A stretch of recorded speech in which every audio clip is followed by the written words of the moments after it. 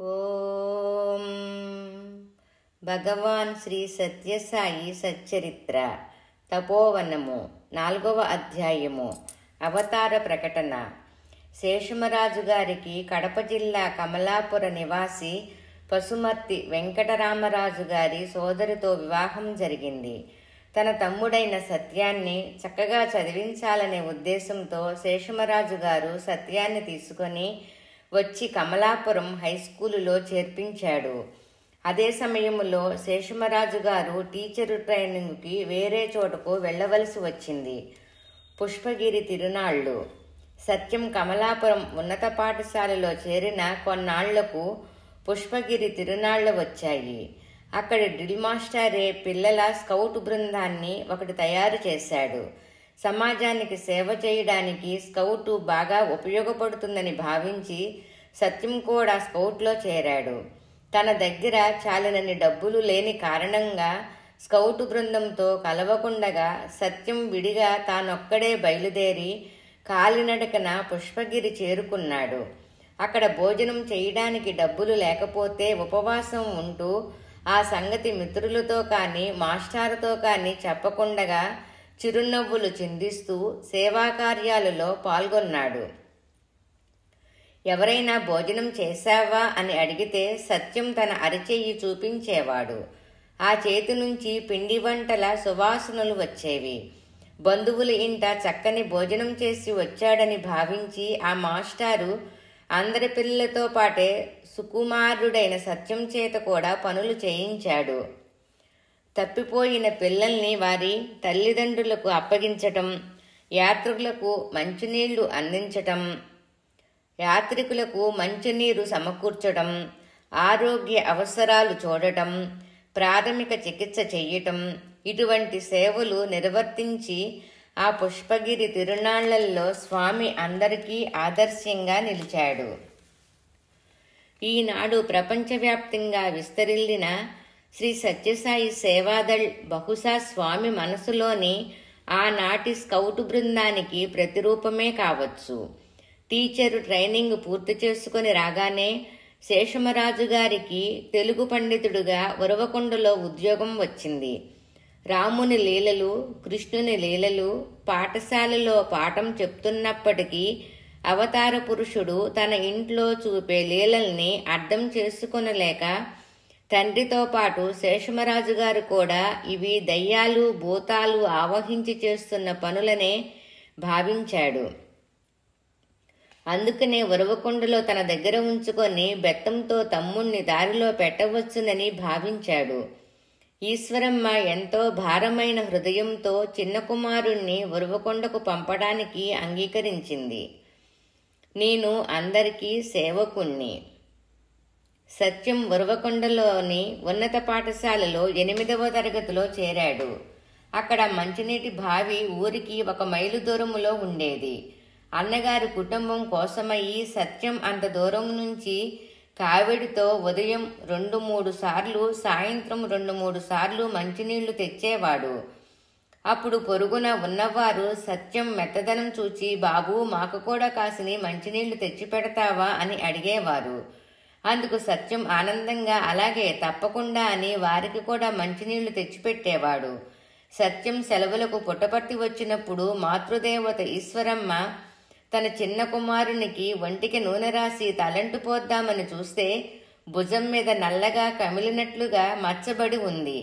ఆమె సత్యాన్ని భుజం మీద ఈ విధంగా మచ్చ ఎందుకు పడింది అని అడిగింది. ముందు సమాధానం చెప్పలేదు సత్యం. మళ్ళీ అడిగేటప్పటికీ మందహాసం చేస్తూ, అన్నయ్య కుటుంబానికి నీళ్లు కావిడితో తెచ్చాను, బహుశా అందువల్ల మచ్చపడి ఉంటుంది అన్నాడు. వాళ్లకు మంచినీళ్లు నువ్వు ఎందుకు తేవాలి అని దుఃఖోద్వేగంతో ఆ తల్లి ప్రశ్నించింది. అప్పుడు సత్యం, వాళ్ళు ఆ ఉప్పు నీళ్లతో ఎలా బ్రతుకుతారు, అయినా నేను వచ్చింది సేవ చేయడానికే కదమ్మా అన్నాడు. ఆ మాటలకు ఆ తల్లి హృదయం తల్లడిల్లిపోయింది. ఢిల్లీలో జర్మనీ రాయబార కార్యాలయములో పనిచేస్తున్న అన్నా మరియా మార్వహా అనే ఆమె భగవాన్ బాబా దివ్య ప్రేమ మాధుర్యాన్ని రుచిచూచిన ధన్యురాలు. ఆమె ఒకసారి పుట్టపర్తి వచ్చి, స్వామి, మీ తత్వం ఏమిటి, నాకు అర్థం కావటం లేదు అన్నది. అప్పుడు భగవాన్ బాబా, ఏమున్నదమ్మా, నేను అందరికీ సేవకుణ్ణి అన్నారు. ఆ సమాధానం విని ఆమె వెక్కి వెక్కి ఏడ్చింది. ఎందుకు బాబా మీరు అలా అంటారు అన్నది. అప్పుడు స్వామి, నిజమేనమ్మా, అందరూ నాకు పనులు చెప్తుంటారు, అందరి పనులు చేసేవాడు సేవకుడే కదా అన్నారు.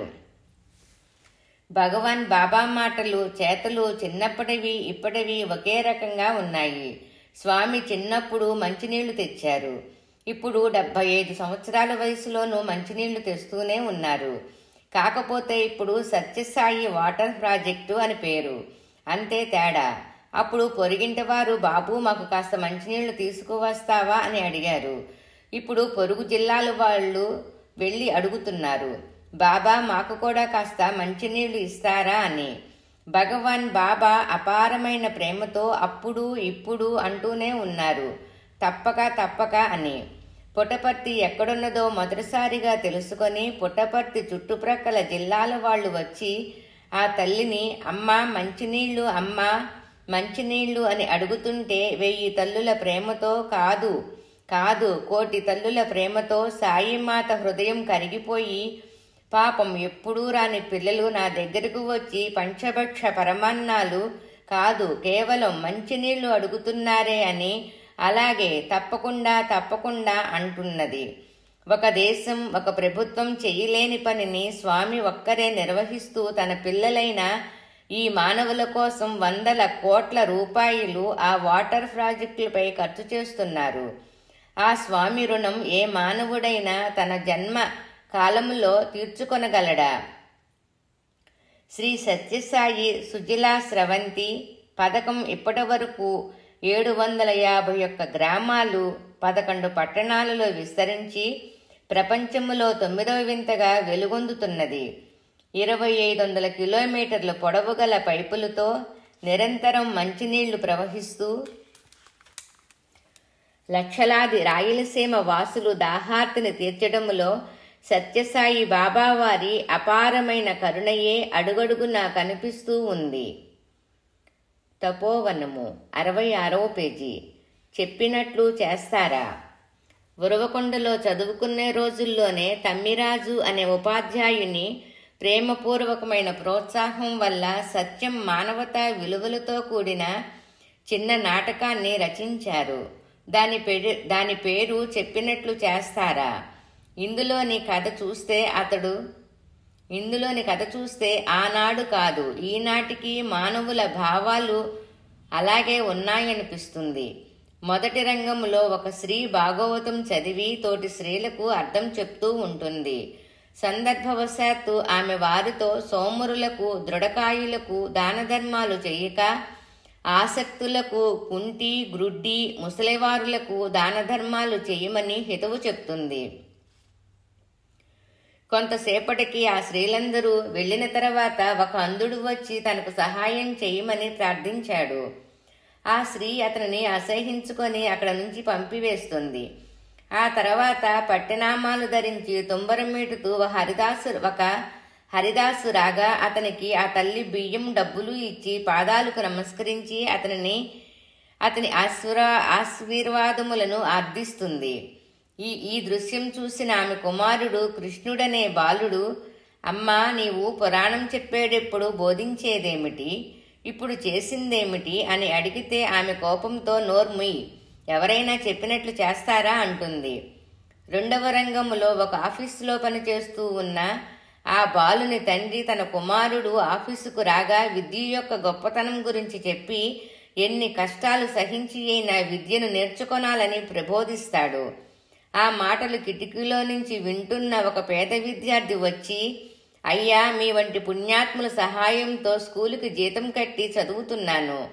ఈ నెల జీతం కట్టడానికి 1 రూపాయి తక్కువగా ఉంది, సహాయం చెయ్యండి అని అడిగాడు. అప్పుడు ఆ వ్యక్తి తన దగ్గర దమ్మిడీ లేదని ఖాళీ తోలు సంచి చూపించి అతన్ని పంపించి వేస్తాడు. కొద్దిసేపట్లో ఆఫీసులోని గుమ్మస్తా మిత్రులందరూ వచ్చి నూతనంగా వచ్చిన తమ అధికారికి అల్పాహార విందు ఏర్పాటు చేస్తే బాగుంటుందని అంటే, ఈ వ్యక్తి ఆ ఆతిథ్యం ఘనంగా భారీ ఎత్తున ఇవ్వాలి అని ఖర్చులకు గాను 20 రూపాయలు తీసి ఇస్తాడు. ఈ దృశ్యం చూసిన కృష్ణుడు తన తండ్రితో, మీరు విద్య యొక్క ఆవశ్యకత గురించి గొప్పగా చెప్పారు. ఆ పేద విద్యార్థి వచ్చి 1 రూపాయి అడిగితే లేదన్నారు. ఈ దూబరా ఖర్చులకు 20 రూపాయలు ఎందుకు ఇచ్చారు అని అడిగాడు. అప్పుడు ఆ తండ్రి అతనిపై మండిపడి, ఎవరైనా చెప్పినట్లు చేస్తారా? నోరు మూసుకొని స్కూలుకు పో అని తిడతాడు. 3వ రంగంలో కృష్ణుడు పాఠశాలకు వెళ్లి తరగతి గదిలో కూర్చొనగా పాఠం చెప్పే గురువుగారు ఆదుర్దాగా వచ్చి, ఈరోజు స్కూల్స్ ఇన్స్పెక్టరు వస్తున్నాడు, మనకు 23 పాఠాలు అయ్యాయి, కానీ ఇన్స్పెక్టరు అడిగితే 32 పాఠాలు అయ్యాయని చెప్పాలి. నేను మీకు ఇప్పుడు 33వ పాఠం చెప్పి ఆయన ఎదుట ఈ పాఠాన్నే క్రొత్తగా చెబుతున్నట్లు మరలా చెప్తాను. మీకు చెప్పిన ప్రశ్నలనే ఆయన ఎదుట అడుగుతాను, వాటికి సమాధానాలు చెప్పాలి అంటూ హెచ్చరించాడు. అప్పుడు కృష్ణుడు మాస్టారుని ఒంటరిగా కలుసుకొని, అయ్యా, 33వ పాఠం సత్యహరిశ్చంద్రుని గురించి కదా. ఆ పాఠం చెప్తూ కూడా మీరు ఈ విధంగా మమ్మల్ని అసత్యం పలకమనటం భావ్యమేనా అని అన్నాడు. అప్పుడు గురువుగారు కోపించి, ఎవరైనా చెప్పినట్లు చేస్తారా అని తీవ్రంగా ఆ బాలుణ్ణి మందలిస్తాడు. ఇక 4వ రంగములో కృష్ణుడు పుస్తకాలను పారవేసి నేను స్కూలుకు పోనని మొండిపట్టు పడతాడు. తల్లిదండ్రులు మాస్టారుకి కబురు చేస్తారు. తల్లి, తండ్రి, మాస్టారు ఈ ముగ్గురు ఎదుట ఆ బాలుడు, మీరు నాకు మంచి చదువు నేర్పుతున్నారు, కానీ మీరు నన్ను మంచిని ఆచరించనివ్వడం లేదు. ఇదేనా మీరు నాకు బోధించేది? ఇటువంటి చదువు నాకు వద్దు అని వారి హృదయాలకు హత్తుకునే విధంగా చెప్తాడు. అప్పుడు వారు ముగ్గురు తాము చెప్పినది తప్పేనని ఒప్పుకొని పశ్చాత్తాపం పొందుతారు. ఇది వృత్తాంతం. సత్యం తన 12 సంవత్సరాల వయస్సులో వ్రాసిన ఈ నాటకములో కృష్ణుడు పాత్రను తానే ధరించి లోకానికి హితవును ప్రబోధించాడు. ఆనాటికి ఈనాటికి స్వామి ప్రబోధాలలో చెప్పటం కాదు, చెప్పినట్లు చెయ్యండి అని అభిభాషణం విశ్వమంతటికి శంఖారావం వలె వినిపిస్తూనే ఉంది. 68వ పేజీ. తపోవనము. అశ్వం వృత్తాంతం. స్వామి వరువకొండలో చదువుకునే రోజులలో అక్కడ జట్కాబండి నడుపుకునే ఒక పేద మహమ్మదీయుని గుర్రం కనిపించలేదు. అతడు స్నేహితులతో ఊరంతా గాలించాడు. ఎంత వెతికినా గుర్రం జాడ తెలియలేదు. అప్పుడు వారు సత్యం దగ్గరకు వచ్చి అడిగితే, ఆ గ్రామానికి 1.5 మైళ్ళ దూరంలో ఉన్న తోపులో ఉంటుంది, చూడమన్నారు. వెళ్లి చూస్తే అక్కడ గుర్రం హాయిగా గడ్డి మేస్తూ కనిపించింది. ఆనాటి నుంచి వరువకొండలోని మహమ్మదీయులు సత్యం పట్ల ఎంతో ప్రేమను అభివృద్ధి గావించుకున్నారు. 13 సంవత్సరాల వయసు గల సత్యం చూపిన ఈ లీల గురించి కబురు చుట్టుప్రక్కల గ్రామాలకు వ్యాపించిపోయింది. షిరిడీ సాయినాథుడు కూడా ఇదే విధంగా ఔరంగాబాద్ జిల్లాలోని దూపికేడ గ్రామంలో జీను భుజాన వేసుకొని తప్పిపోయిన గుర్రం కోసం తిరుగుతున్న చాందుపాటులను చూసి జాలితో దగ్గరలోని కాలువలో వెదకమని పలికాడు. అక్కడ క్షేమంగా ఉన్న తన గుర్రం కనిపించగా అతని ఆనందానికి హద్దు లేకపోయింది. అయితే ఈ అశ్వమంటే ఏమిటి? చంచలమైన చిత్తమనే అర్థం. ఈ చిత్తము పోకడను గమనించగలవాడే చిత్తచోరుడు. అశ్వమంటే నిరంతరము కదిలేది. అశ్వమంటే స్వారీ చేసే గుర్రమని భావిస్తారు. అది బాహ్య రూపము. అశ్వము నిరంతరము కాలైనా తోకైనా చెవి అయినా కదిలిస్తూ ఉంటుంది. కాబట్టి అశ్వమంటే చంచలతత్వము. అశ్వమేధమంటే చంచలమైన మనసును భగవంతునికి అర్పితము గావించడమే. అశ్వత్థ వృక్షము కూడా అంతే. గాలి లేకున్నా దాని ఆకులు కదులుతూనే ఉంటాయి. మానవుని మనసు కూడా జాగ్రత్త స్వప్నములందు కదులుతూ ఉంటుంది. అశ్వమును బలి ఇవ్వమంటే మన మృగతత్వమును బలి ఇవ్వమని అర్థము. మృగములను తెచ్చి బలి ఇవ్వమని కాదు అంటారు భగవాన్ బాబా. తపోవనము. 69వ పేజీ. నటన సూత్రధారి నర్తికగా నాట్యం చేసిన సన్నివేశం. భగవాన్ బాబా దివ్యబాలుడుగా సత్యం అనే పేరుతో ఉంటూ ఉరవకొండలో చదువుకునే రోజులలో ఆ పాఠశాల అభివృద్ధి కోసం ఆ పాఠశాల ప్రధాన ఉపాధ్యాయుడు ఆనాటి ప్రఖ్యాత నర్తకీ అయిన ఋష్యేంద్రమణి నాట్యాన్ని ఏర్పాటు చేశారు. ప్రకటనలు ప్రచురించారు. కానీ ఏదో అనుకూలం వల్ల ఆమె రాలేకపోయింది. అప్పుడు ప్రధాన ఉపాధ్యాయుడైన లక్ష్మీపతి గారు ఒకటే దిగులు పడసాగారు. అప్పుడు సత్యం ఆయన దగ్గరకు వెళ్ళి, సార్, మీరు భయపడకండి, ఆ ఋష్యేంద్రమణి చేసే నాట్యం నేను చేస్తాను అన్నాడు. అప్పట్లో ఋష్యేంద్రమణి తలపైన ఒక సీసా పెట్టుకొని సీసా పైన పళ్ళెం పెట్టి దానిపైన జ్యోతులు వెలిగించి నృత్యం చేస్తూ క్రిందనున్న చేతి రుమాలను నోటితో తీసేది. సార్, ఆమె హ్యాండ్ కర్చీఫ్ను మాత్రమే నోటితో తీసేది. నేను సూదిని కంటితో తీస్తాను. చేసేది ఋష్యేంద్రమణే అని చెప్పండి అన్నాడు సత్యం. ఆనాటి సన్నివేశం స్వామి స్వయంగా ఇలా తెలియచేశారు. అప్పుడు నాకు ఒక పెద్ద చీర కట్టి జడవేసి డాన్స్ ఆడేటప్పుడు జడతో ఇట్లా అట్లా అనాలి కదా, అందుకని పెద్దగా దండిగా కట్టినారు. ఇక్కడ కట్టారు, అక్కడ కట్టారు, పడిపోకూడదు కదా. సరే, గజ్జెలు కట్టి ఒక డొక్కు కారులో నన్ను తీసుకుని వచ్చారు. ఋష్యేంద్రమణి వచ్చింది అని ప్రజలు టిక్కెట్లు దండిగా కొన్నారు. ఇంతలో ఒక విధమైన వాయిద్యం మొదలుపెట్టేసరికి నేను గజ్జెలను శ్రావ్యంగా హృదయాన్ని కదిలించే విధంగా కదిలించాను. అందరూ మైమరిచిపోయారు. హెడ్ మాస్టర్ వచ్చి బాటిల్ నా తలపై పెట్టారు. మరో టీచరు వచ్చి దానిపై ప్లేటు పెట్టి జ్యోతులు వెలిగించారు. ఎందుకని? లోపల కరిపించుకున్నానేమోనని అనుమానం కదా ఈ మానవులకు. వాద్యాలు వాయించటం మొదలుపెట్టారు. ఇక నేను కంటికి కనిపించకుండగా గిరగరా తిరుగుతూ ఉన్నాను. డాన్స్ చేస్తూనే క్రిందకు వంగి సూదిని కంటితో తీశాను. అందరూ చప్పట్లు కొట్టారు. అప్పుడు కలెక్టరు ఒక మెడల్ తెచ్చి నాకు వెయ్యాలని వచ్చాడు. అతని పేరు హర్సి, బ్రిటిష్ వాడు. నన్ను ముట్టి మెడల్ వేయాలన్నాడు. నేను ముట్టనివ్వనన్నాను. నేను నీ బ్రదర్ లాంటి వాడిని, నేను ఈ మెడల్ని నీ మెడలో వేస్తానన్నాడు అతడు. నేను నీ సిస్టర్ లాంటి దానిని, ఆ మెడల్ నా చేతికి ఇవ్వండి అన్నాను. నేను స్క్రీను వెనక నుండి హెడ్ మాస్టర్ చెబుతున్నారు, ఆయన కలెక్టరు, నువ్వట్లా అనకు, తీసుకో అని. కానీ నేను ఋష్యేంద్రమణిగా వచ్చాను కదా, నేను ముట్టనివ్వనన్నాను. అందరూ క్లాప్స్ కొట్టి కలెక్టర్ గారిని చేతికిచ్చి రెండని అనటంతో చివరకు ఆయన చాలా నిరాశతో చేతికిచ్చి వెళ్ళిపోయాడు. ఇక మరునాడు Kadapa district board president Ramasubbamma గారు వచ్చి, ఋష్యేంద్రమణి గారి వల్లనే ఈ స్కూలు బిల్డింగ్కు తగినంత డబ్బు సహాయం జరిగింది. ఆమె సత్కారం చెయ్యాలనే ఉద్దేశంతో ఒక పెద్ద చీర తెచ్చాము అని ఋష్యేంద్రమణి గారు అంటూ స్టేజీ మీదకి పిలిచారు. ఎక్కడి నుండి వస్తుంది ఋష్యేంద్రమణి? అందరూ చూస్తున్నారు. నేను ఒక నిక్కర వేసుకొని పరిగెత్తుకొని వచ్చాను. అక్కడ ఒక పోలీసు ఉండి నన్ను అడ్డగించాడు. అప్పుడు మా హెడ్ మాస్టారు, నిన్నటి ఋష్యేంద్రమణి ఆ బాలుడే వెళ్ళని అన్నారు. నన్ను చూసి అందరూ ఆశ్చర్యపోయారు. అప్పుడు కడప రామసుబ్బమ్మ నన్ను గట్టిగా ఎత్తుకొని ముద్దు పెట్టుకొని, నాయనా, ఎంతో గౌరవాన్ని తెచ్చిపెట్టినావు.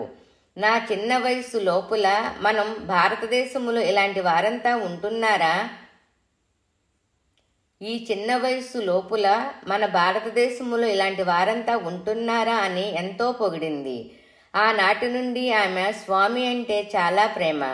ఎక్కడికి పోయినా ఆమె స్వామిని గురించి చాలా చెప్పేది. ఈ విధంగా ఆనాడు ఉరవకొండ స్కూలుకు ప్రదర్శనను అందించాము అని స్వామి తాను చిన్నప్పుడు శ్రీగా అభినయించి సదస్సులను పరవశులను గావించిన ఘట్టాన్ని తెలియచేశారు. భగవంతునికి ఈ విశ్వమంతా రంగస్థలమే. ఆనాటి నుంచి లీలా మానుష వేషధారి అయిన సత్యసాయి పరమాత్ముడు తన మధుర మనోహరమైన గానంతో ఆనంద నృత్యంతో జగత్తంతా సమ్మోహితం చేస్తూనే ఉన్నారు. 70వ పేజీ. తపోవనము. తేలుకుట్టడం. 1940 మార్చి 8వ తేదీ నాడు ఒక విచిత్రం జరిగింది. సత్యాన్ని ఒక తేలుకుట్టిన కారణంగా ఆ బాలుని శరీరం మొద్దుబారిపోయి అతడు బాహ్య స్మృతి కోల్పోవడం, ఉరవకొండ అంతా ఈ విషయం ప్రాకిపోయి అందరూ ఆందోళన చెందడం జరిగింది. ఆ ప్రాంతాలలో తేళ్ల విషయం ప్రాణాంతకంగా ఉండేది. సత్యానికి వెంటనే ఇంజెక్షన్లు, మందులు వాడినా ఏమీ ప్రయోజనం కనిపించలేదు. క్రమంగా 1-2 రోజులకు సత్యం లేచి తిరగసాగాడు. కానీ అప్పటి నుంచి అతని శారీరక, మానసిక స్థితిలో పూర్తి మార్పు కనిపించసాగింది. ఆ బాలునిలో గూఢంగా ఉన్న పరమాద్భుతమైన దివ్య చైతన్యం ఒక్కసారిగా మేల్కొన్నట్లయింది. షిరిడీ సాయినాథుడు తన అనంతమైన దివ్యశక్తుల్ని ఈ బాలుని రూపంగా ప్రస్ఫుటంగా ఆవిష్కరింపబోతున్నాడు. సత్యం నిర్లిప్తంగా ఏదో ఆలోచిస్తూ పద్యాలు పాడటం, శ్లోకాలు చదవడం, వేదాంత విషయాలు చెప్పటం అందరికీ విచిత్రంగా అనిపించసాగింది. కొన్నాళ్లు తర్వాత భగవాన్ బాబా ఎదుట ఒక వ్యక్తి ఉపన్యాసం ఇస్తూ స్వామికి తేలుకొట్టడం వల్ల ఆనాటి నుంచి దివ్యశక్తులు వచ్చాయి అన్నాడు. తర్వాత స్వామి తమ ఉపన్యాసములో ఇప్పుడు మాట్లాడిన వ్యక్తి స్వామికి తేలు కొట్టడం వల్ల దివ్యశక్తులు వచ్చాయి అని అన్నాడు. అతన్ని ఒక 100 తేళ్లతో కుట్టించుకోమనండి, ఎన్ని దివ్యశక్తులు వస్తాయో చూద్దాం అన్నారు. ఈ సన్నివేశం కేవలం ఒక నిమిత్తం మాత్రమే తప్ప మరొకటి కాదు. తపోవనము. 71వ పేజీ. సంస్కరణ. ఒకనాడు సత్యం అంతర్ముఖుడైనట్లు ఉండి ప్రక్క ఇంట్లో నారాయణ శాస్త్రి భాగవతం తప్పులతో చదువుతున్నాడు. ఆ శాస్త్రిని ఇటు పిలుచుకురండి అన్నాడు. కొందరు వెళ్ళి ఆయనకి విషయం చెప్తే, ఆ పిల్లవాడేమిటి, నేను చదివే భాగవతములో తప్పులు పట్టడమేమిటి అని ఆ పండితుడు రాలేదు. కాని సత్యం పట్టుదల వల్ల పెద్దలు వెళ్ళి ఆయనను బ్రతిమిలాడి పిలుచుకొని వచ్చారు. సత్యం ఆయన చదివిన తప్పులన్నీ చెప్పి పురాణాలలో కొన్ని ప్రశ్నలు వేశాడు. నారాయణ శాస్త్రి పండితుడు సత్యం ప్రతిభకు ఆశ్చర్యపడి అతనిలోని దివ్యత్వం గుర్తించి సాష్టాంగ నమస్కారం చేశాడు.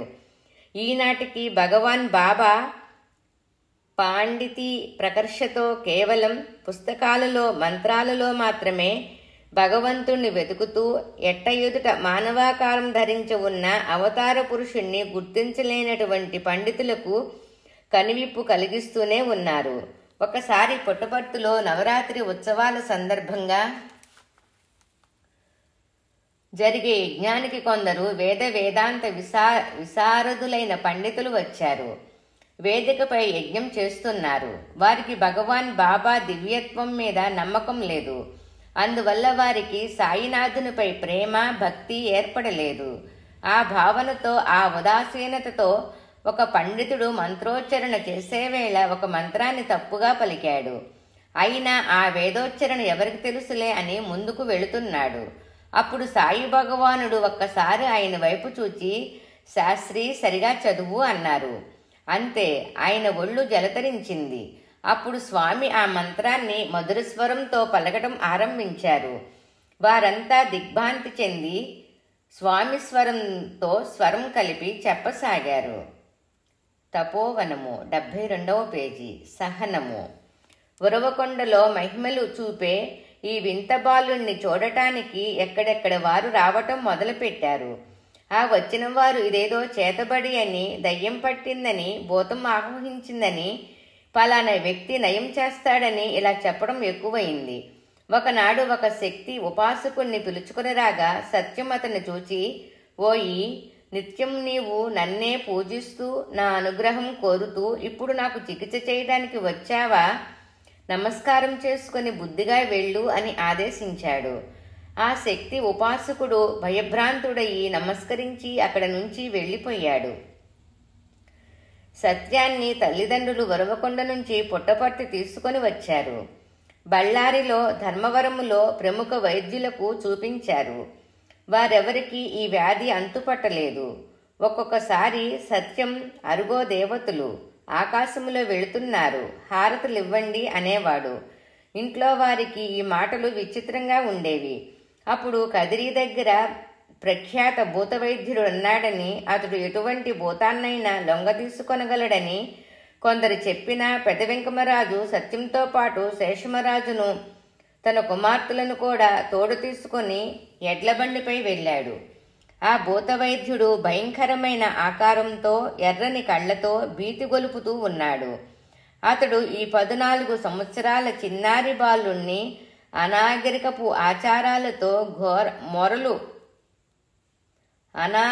ఆచారాలతో మొరటు చికిత్సతో మొరటు చికిత్సలతో హింసించటం ఆరంభించాడు. శిరసుపై కత్తితో ఘాట్లు కోసి ఆ ఘాట్లల్లో నిమ్మరసం, ఉల్లిరసం పిండి కంట్లో కలికం పెట్టి 101 కడవల నీరు శిరసుపై పోసి ఇలా చాలా చాలా ఘాతకంగా అంటే ఘోరంగా వేధించాడు. ఆ సమయంలో సత్యం చూపిన సహనం ఆ కుటుంబ సభ్యులకు కలవరపాటును కలిగించి వారిని తీవ్ర ఆవేదనకు గురిచేసింది. చివరకు ఆ భూతవైద్యుడు తనకు ఆ భూతం లొంగటం లేదనే కోపంతో మరింత రెచ్చిపోతుండగా పెద్ద వెంకమరాజు కొడుకు కుమార్తెలు ఆందోళన చెంది అతనిని బ్రతిమలాడి పిల్లవానికి కాస్త శక్తి వచ్చిన తర్వాత మరలా వస్తామని చెప్పి మెల్లగా ఆ క్షుద్రమాంత్రికుని కోరల నుంచి బయటపడ్డారు. కొన్ని సంవత్సరాల తర్వాత భగవాన్ బాబా సమక్షములో ఒక హరిదాస్ స్వామి జీవితాన్ని కథగా చెప్తుండగా ఈ సన్నివేశం దగ్గరకు వచ్చేటప్పటికి స్వామి ఆయనతో ఆ విషయాలు వినటానికి కూడా బాధకరంగా ఉంటాయి, వాటిని దాటించి చెప్పు బంగారు అన్నారు. తర్వాత ఒకనాడు కస్తూరి గారు, స్వామి వాటిని వినటానికే మీరెంత బాధపడ్డారు కదా, ఆనాడు అటువంటి ఘోరమైన చికిత్సకు మీరెందుకు అంగీకరించారు అని అడిగారు. అందుకు సాయినాథుడు ఆయనతో, ఈ శరీరానికి కలిగే ఎటువంటి బాధ అయినా అది నాకు అంటదని, నేను సుఖదుఖాలకు అతీతుడనని లోకానికి తెలియపరచడం కోసం నేను దానిని భరించాను. అలా భరించటం వల్లనైనా ప్రజలు నన్ను విశ్వాసించి భక్తి సామ్రాజ్యములో అడుగు పెడతారనే నమ్మకంతో ఆ కష్టాలను ఆహ్వానించాను అన్నారు.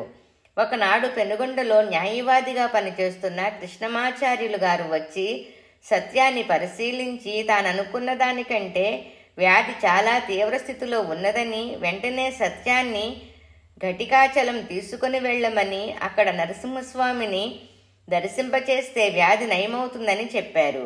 ఆ మాటలు విని సత్యం నవ్వి, కృష్ణమాచార్యులు గారు, ఘటికాచలం దేవాలయములో ఎవరున్నారు?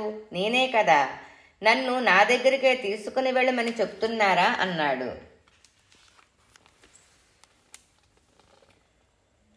74వ పేజీ. తపోవనము. నేను సాయిబాబాను. 1840వ సంవత్సరం మే నెల 23వ తేదీ. సత్యం పుట్టపర్తి గ్రామములో అరుగు మీద చేరిన వారందరికీ పటిక బెల్లం, పుష్పాలు మొదలైన వాటిని సృష్టించి ఇస్తున్నాడు. ఆ సమయములో కొందరు పెద్ద వెంకమరాజును ఆనందప్రదమైన ఆ దృశ్యాన్ని చూడటానికి రమ్మని పిలిచారు. తన కుమారుడు చూపే మాయా మర్మాల్ని భరించలేకపోయాడు ఆ తండ్రి. వెంటనే ఒక కర్ర చేత్తో పట్టుకొని వచ్చి, నీవెవరువు? దేవుడువా దయ్యానివా? నిజం చెప్పు అని గద్దించాడు. సత్యం తండ్రి వైపు చూసి పరమ ప్రశాంతంగా, నేను సాయిబాబాను, ఆపస్తంభ సూత్రుణ్ణి, భారద్వజ గోత్రుణ్ణి, భయాంధారణలతో ఉన్న మిమ్మల్ని అందరినీ రక్షించడానికి వచ్చాను. మీ వెంకవదూత నన్ను మీ వంశములో జన్మించమని ప్రార్థించాడు, అందుకని నేను అవతరించాను అన్నాడు. ఆ సమాధానం విని వెంకమరాజు నిశ్చేష్టుడయ్యాడు. వెంకమరాజు ఎందుకని క్షణములో అలా తగ్గిపోయాడు. వెంకావదూత పేరు వినగానే ఆయనలో ఆ మార్పు ఎందుకు కలిగింది? ఎవరికూ అర్థం కాలేదు. పెద్ద వెంకమరాజు తండ్రి అయిన కొండమరాజు గారి ఇంటికి వెంకావదూత అనే మహాత్ముడు వస్తూ ఉండేవాడు. ఆయన నిరంతరం చెరగరాని చిరునవ్వుతో చిదానంద స్వరూపుడయి విలసిల్లుతుండేవాడు. ఆయన ధరించిన వస్త్రాలు ఆయన శరీరం మీద చిరిగిపోవలసినదే. ఆయన ఎవరి తల మీదనైనా చేతితో స్పృశిస్తే వారికి దివ్యానుభూతులు కలిగేవి. ఆయన ఎక్కడ ఉంటాడో, ఎప్పుడు వస్తాడో, ఎక్కడికి వెళతాడో ఎవరికీ తెలియదు. నీటి ప్రవాహంలో కొయ్య మాదిరి సంచరించే అటువంటి సన్యాసిని అవధూత అంటారు. షిరిడి సాయినాథుణ్ణి చిన్నప్పుడు పెంచి పెద్ద చేసిన వెంకూస ఈయనేనని అభిజ్ఞులు అంటారు. ఆ వెంకవదూత అప్పుడప్పుడు వచ్చి కొండమరాజు గారితో కొంతసేపు ఆధ్యాత్మిక విషయాలు ముచ్చటించి వెళుతుండేవాడు. ఒకనాడు ఆ విధంగా పుట్టపర్తి ఊరి బయట అరటి తోటలో కూర్చొని ఇద్దరు ఆధ్యాత్మిక విషయాలు మాట్లాడుకునే సమయంలో వెంకవదూత అకస్మాత్తుగా మౌనం వహించాడు. అప్పుడు కొండమరాజు, స్వామి ఎందుకలా మౌనంగా ఉన్నారు అని ప్రశ్నించాడు. అప్పుడు వెంకవదూత, కొండమరాజా, భూదేవి ఏడుస్తున్నదయ్యా, భూదేవి ఏడుస్తున్నది, నీకు వినిపించటం లేదా అన్నాడు. కొండమరాజు ఆశ్చర్యంతో చూడసాగాడు. అప్పుడు వెంకవదూత, కొండమరాజు, త్వరలో భగవంతుడు ఆవిర్భవిస్తాడు, నీవు భగవంతుడిని చూస్తావు అని 1-2 సార్లు చెప్పి తన మాట నమ్మినట్లుగా చేతిలో చెయ్యి వేయించుకున్నాడు కూడా. తర్వాత కొన్నాళ్లకు వెంకవదూత భౌతిక శరీరం ప్రత్యజించాడు.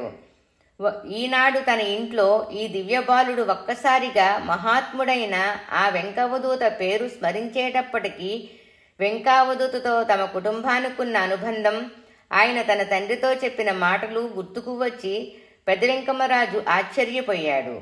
ఈ విషయాలు వినగానే వృద్ధుడైన కొండమరాజు నేత్రాలు ఆనంద బాష్పాలతో నిండిపోయాయి. అయితే ఈ సాయిబాబా ఎవరో ఎవరికీ అర్థం కాలేదు. ఆ రోజులలోనే పెనుగొండకి ఒక ప్రభుత్వ అధికారి బదిలీ అయ్యి వచ్చాడని, ఆయన సాయిబాబా అనే ఫకీరుని నిత్యం పూజిస్తూ ఉంటాడని విని పెద్ద వెంకమరాజు ఒక రోజున సత్యాన్ని తీసుకుని వెళ్ళి ఆయనకు చూపించాడు. అతడు సత్యాన్ని చూచి, ఇది మెదడు చెడిన వ్యాధి, హాస్పిటల్లో చేర్చి మంచి వైద్యము చేయించడమే దీనికి తగిన మందు అని చెప్పాడు. ఈ మాటలు విని సత్యం, మెదడు చెడినది నీకా నాకా? నీవు పూజించే ఈ సాయినే కనుగొనలేని మెదడు లేని వాడువు నీవు అని చెయ్యి పట్టుకొని హస్తచాలనంతో కుప్పలుగా విభూతిని సృష్టించగా అతడు భయపడి దూరంగా వెళ్ళిపోయాడు. సత్యం ఆ విభూతిని గది నిండా చల్లి వచ్చాడు. ఒక గురువారం రోజున ఒకరు, నీవు నిజంగా సాయిబాబావైతే మాకు నిదర్శనం ఏమిటి అని అడిగారు. నిదర్శనం కావాలా అంటూ సత్యం కొన్ని మల్లెపూలు తెప్పించి వాటిని నేలపై విసిరివేశాడు. అవి సాయిబాబా అనే అక్షరాలుగా ఏర్పడ్డాయి. అందరూ ఆశ్చర్యచకితులయ్యారు. అవతార ప్రకటన. ఆనాడు 1940వ సంవత్సరం అక్టోబర్ 20వ తేదీ సోమవారం ఉరవకొండలో సత్యం ఇంటి నుంచి పాఠశాలకు బయలుదేరిన వాడల్లా వెనక్కు తిరిగి వచ్చి పుస్తకాలు విసిరేసి, నేను మీ వాడిని కాను, నాకు మాయ వదిలింది, నా భక్తులు నన్ను పిలుస్తున్నారు అని పెద్దగా పలికాడు. ఈ మాటలు విని వదినగారు వంటింటి కిటికీలో నుంచి బయటకు చూసింది. సత్యం శిరస్సు చుట్టూ దివ్యకాంతి వలయం వెలిగిపోతుంది. నేను వెళుతున్నాను, నేను సంకల్పించుకొని వచ్చిన కార్యక్రమం ప్రారంభించవలసి ఉంది అంటూ బయలుదేరే సమయములో అన్న శేషమరాజు, పొరుగింటి నారాయణ శాస్త్రి అక్కడకు వచ్చారు. ఆ దివ్య ప్రకాశం చూసి నారాయణ శాస్త్రి సత్యం పాదపద్మాలపై పడ్డాడు. శేషమరాజు నిశ్చేష్టుడై నిలిచిపోయాడు. దివ్య తేజస్సుతో వెలిగిపోతున్న సత్యం వెళ్లి ఎక్సైజ్ ఇన్స్పెక్టర్ ఆంజనేయుల గారి తోటలో రాతిపై కూర్చున్నాడు. అక్కడ భక్తులు బాలబాబా చుట్టూ ఆసీనులయ్యారు. అప్పుడు భగవాన్ బాబా ఈనాడు ప్రపంచమంతా మారుమ్రోగుతున్న భజన సాంప్రదాయానికి తొలిగీతమైన మానస భజరే గురు చరణం దుస్తర భవ సాగర తరుణం గురు మహారాజ్ గురు జై జై సాయినాథ సద్గురు జై జై ఓం నమ శివాయ ఓం నమ శివాయ ఓం నమ శివాయ శివాయ నమ ఓం అరుణాచల శివ అరుణాచల శివ అరుణాచల శివ అరుణ శివోం ఓంకారం భవ ఓంకారం భవ ఓంకారం భవ ఓం నమ బాబా మానస భజరే గురు చరణం. అని పాడసాగారు. భక్తులు తన్మయత్వంతో పాడుతూ భజన చెయ్యసాగారు. కొందరు భక్తులు అగరధూపాలు వెలిగించారు. కొందరు సత్యానికి పుష్పహారాలు వేశారు. అప్పుడొక ఫోటోగ్రాఫర్ వచ్చి భగవాన్ బాబాను ఫోటో తీయబోతూ అక్కడ బాబా ఎదుట అడ్డంగా ఉన్న చిన్న రాతిని తీసివేయమని చెప్పాడు. అది అలాగే ఉంటుంది, ఫోటో తీయమన్నారు సత్యం. ఆ ఫోటోలో ఆ రాయి షిరిడీ సాయిబాబా రూపంలో కనిపించి అందరినీ ఆశ్చర్యములో ముంచెత్తింది. 77వ పేజీ. తపోవనము. భగవాన్ బాబా గురించి ప్రాచీన గ్రంథాలలో భారత జ్యోతిష్య పరిశోధన మండలి సభ్యుడు డాక్టర్ ఈవీవి శాస్త్రి గారు కొన్ని వేల సంవత్సరాల క్రితం ఋషుల చేత రచింపబడిన కొన్ని నాడీ గ్రంథాలను పరిశీలించి వాటిల్లో భగవాన్ శ్రీ సత్యసాయిబాబా గురించి చెప్పబడిన అద్భుతమైన విషయాలను ప్రకటించారు. అగస్త్యనాడి గ్రంథములో సత్యసాయిబాబా విద్యుత్ వేగంతో రోగ నివారణ చేస్తారు, సంకల్పమాత్రం చేతనే ఆరోగ్యాన్ని ప్రసాదిస్తారు, అనేక విద్యా సంస్థలను స్థాపిస్తారు, ధార్మిక జీవితం గురించిన గ్రంథాలెన్నో ప్రచురిస్తారు, మానవులలో ఆధ్యాత్మిక తత్వాన్ని పెంపొందింపచేస్తారు, ధర్మోద్ధరణ, ధర్మ సంస్థాపన వారి ప్రధానమైన జీవిత ధ్యేయాలు. పూర్వజన్మలో ఆయన షిరిడీ సాయిబాబా, ఆయన మూర్తీభవించిన అనుగ్రహము, ఆయన జగత్పిత అని పేర్కొనబడినది. బుధనాడిలో బాబా నిరంతరము ఆనంద తన్మయత్వములో నిమగ్నులయ్యి ఉంటారు అని ఉన్నది. శుక్రనాడీ గ్రంథములో ఆయన నివసించే మందిరానికి ప్రశాంతి నిలయమని పేరు ఉంటుంది. ఆయన సత్య, ధర్మ, శాంతి, ప్రేమ మార్గాలలో శాశ్వతానందాన్ని లోకములో స్థాపించి వ్యాపింపచేస్తారు. ఆయన మానవులకు సేవ చేయటంలో ఎంతో ఆనందం పొందుతారు. ఆయన అవతార పురుషుడు అని వ్రాయబడి ఉంది. శ్రీ చిన్నాదురై బ్రహ్మనాడిని పరిశీలించి చెప్పిన అంశాలు సత్యసాయినాథునికి అక్షరాల సరిపోతాయి. ఆయన జీవితములో గురువారములో పవిత్ర దినములు.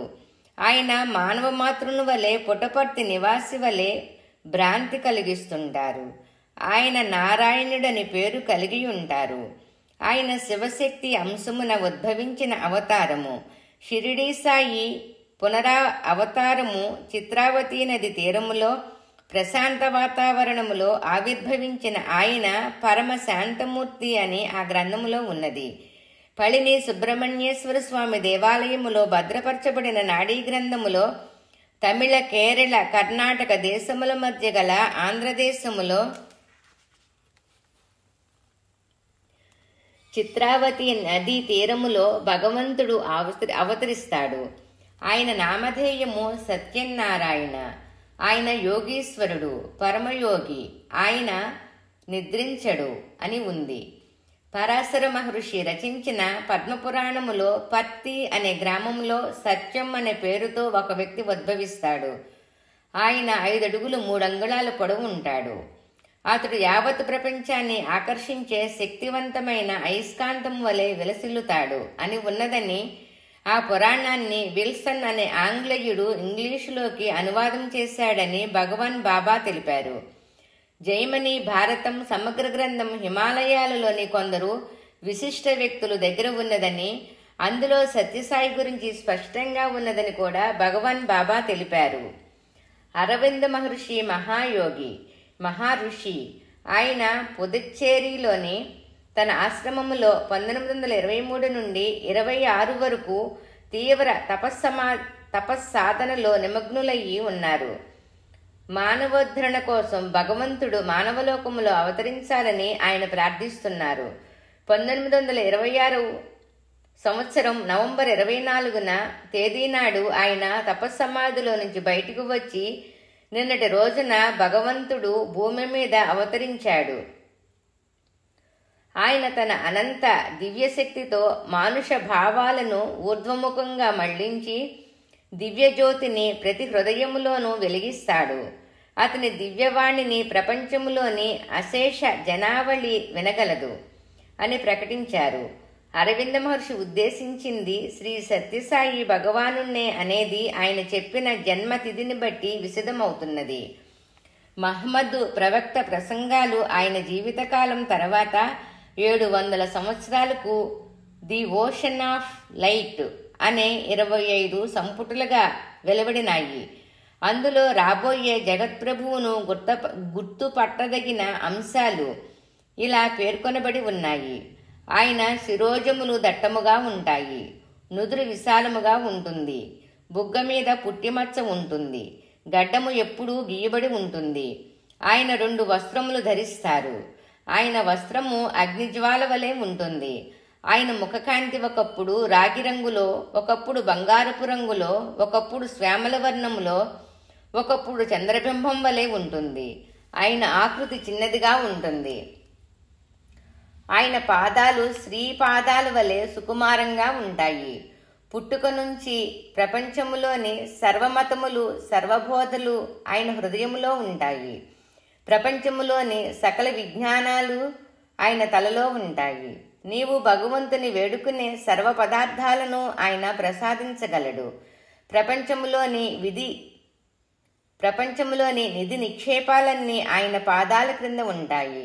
ఆయన భక్తుల మధ్యకు వెళ్లి తన చేతితో వారి శిరస్సును సృష్టిస్తారు. ఆయనను చూచిన ప్రతివారు ఆనందం అనుభవిస్తారు. ఆయన ఒక కొండ మీద నివసిస్తారు. ఆయన భూమిపై 95 సంవత్సరాలు జీవిస్తారు. ఆయన ప్రపంచాన్ని శాంతితో నింపుతారు. ఈ జగత్ప్రభువు తన శరీరము నుండి, నోటి నుండి తన చిహ్నములను అంటే గుర్తులను వెలువరిస్తారు అని ఈ విధంగా సుమారు 27 అంశాలు సత్యసాయి భగవానునికి స్పష్టంగా సరిపోయేవి కనిపిస్తాయి. నోస్ట్రడామస్ అనే భవిష్యద్రష్ట అయిన ఫ్రెంచ్ దేశస్థుడు తన సెంచరీస్ అనే గ్రంథములో రాబోయే జగత్పరిపాలకుడు గురువారములు పవిత్ర దినములుగా భావిస్తాడు. ఆయన అనంతమైన జ్ఞానానికి, శక్తికి అన్ని దేశాలు ఆయనను ఆశ్చర్యంతో అభినందిస్తాయి అని పేర్కొన్నారు. బైబిల్లోని ప్రకటన గ్రంథములో ప్రభువు రాకను గురించి వివరించబడింది. యోహన్కు దేవదూత కనిపించి సందేశాన్ని వినిపిస్తాడు. ఆ ప్రభువు సత్యమైన నామము కలవాడు. దేవుని వాక్యమే ఆయన నామము. ఆయన నేత్రములు అగ్ని జ్వాలల వంటివి. ఆయన శిరస్సు మీద అనేక కిరీటములు ఉంటాయి. ఆయన నోటి నుంచి వెలువడే వాక్కు ఖడ్గము వలె ఉంటుంది. రక్తములో ముంచబడిన వస్త్రాన్ని ఆయన ధరిస్తారు అని. ఈ విధంగా కరుణామయుడు, ప్రేమస్వరూపుడు అయిన సత్యసాయి అవతారమును గురించి వివిధ మత గ్రంథాలలో లిఖింపబడి ఉంది. అట్టి సత్యసాయి బాబావారి పాదపద్మములకు శతకోటి వందనములు. ఓం శ్రీ సత్యసాయి పరబ్రహ్మణే నమః. శాంతి శాంతి శాంతి. 4వ అధ్యాయము సంపూర్ణం. 2వ రోజు అధ్యాయము సంపూర్ణం. 2వ రోజు పారాయణము సంపూర్ణం.